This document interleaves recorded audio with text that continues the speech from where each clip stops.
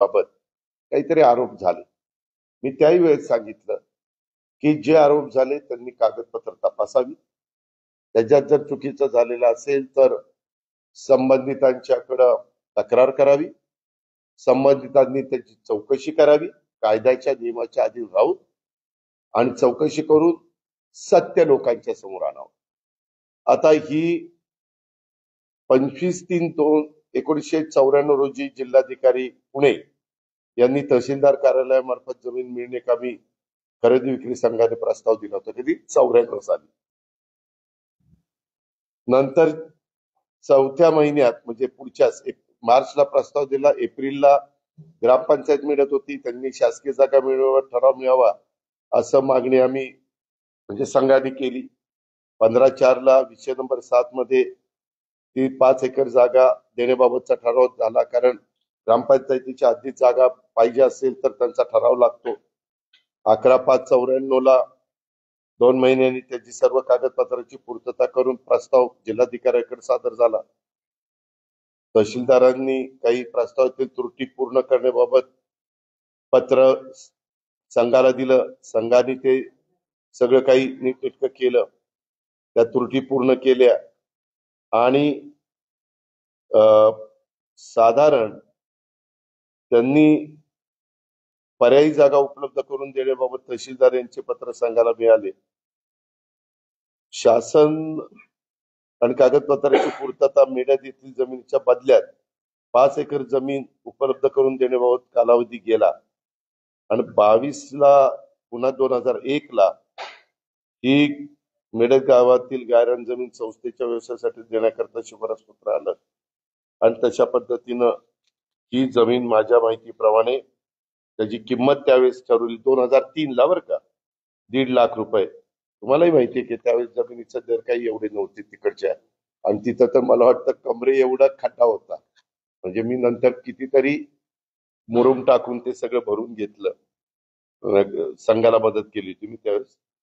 आणि त्याच्या संदर्भामध्ये मग त्यांनी ताबा पावती 2003ला 5व्या महिन्यात दिली संघाच्या नावाने.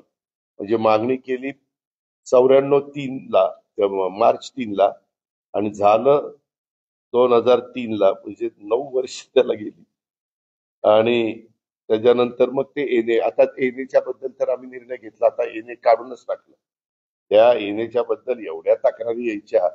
आता एने प्रकरणच ठेवलेलं नाही राज्य सरकारने. आता 2020 मध्ये मला असं वाटलं की तिथं आता जरा पंप करावा, कारण बारामती वाढली, एक गोडाऊन करावं, मंगल कार्यालय करावं, असं काय काय काय काय आमचं ठरलंय. तशा पद्धतीनं झाडं लावली, बाकीच्या सगळ्या गोष्टी केल्या. पण त्याचंही काहीतरी काढलं होतं म्हणे. माझी विनंती आहे की जर त्याच्यामध्ये पुरावे असतील, कागदपत्रांचे सगळे दाखले असतील आणि चुकीचं झालेलं असेल तर जरूर चौकशी झाली पाहिजे. कारण हे कायद्याने नियमानं चाललेलं सरकार आहे आणि यंत्रणेने तशाच पद्धतीचं काम केलं पाहिजे. पण आता बऱ्याच कुठल्या कुठल्या जमिनी काढतात आणि त्यांच्या नातेवाईकांनी असं केलं, यांच्या स्वतः अजित पवारांनी असं केलं. मी कालही चुकीचं कुठलं केलं नाही, आजही केलेलं नाही, उद्याही करणार नाही, एवढंच मला सांगायचं.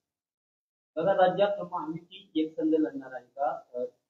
त्याच्याबद्दल मुख्यमंत्री देवेंद्रजी, तसंच एकनाथरावजी, तसंच सुनील तटकरेजी, रवींद्र चव्हाणजी आणि काही एकनाथरावांनी ज्यांना चर्चा करण्याचा अधिकार दिला ते कदाचित उमेश सामंत आणि काही कोणी असतील, त्यांच्या संदर्भातली तिची चर्चा होईल. आम्ही एक सांगतो की बाबा सगळ्यांनी एकत्रपणे राहून लोकांच्या समोर गेलं पाहिजे. पण मागे आम्ही 15 वर्ष आघाडीमध्ये काम केलं त्यावेळेस जो तो पक्ष जिथं त्याची ताकद असेल तिथं स्वतंत्र लढण्याचा प्रयत्न करत असतो. जिथं स्वतंत्र लढल्यानंतर मताची विभागणी होऊन फायदा होणार नसेल तर तिथं एकत्रपणे आजपर्यंत जे ते लोक गेलेले आहेत, आताही आमचा प्रयत्न चाललेला आहे की मताची विभागणी न होता जसं आमचं एनडीएचं सरकार केंद्रात आलं राज्यामध्ये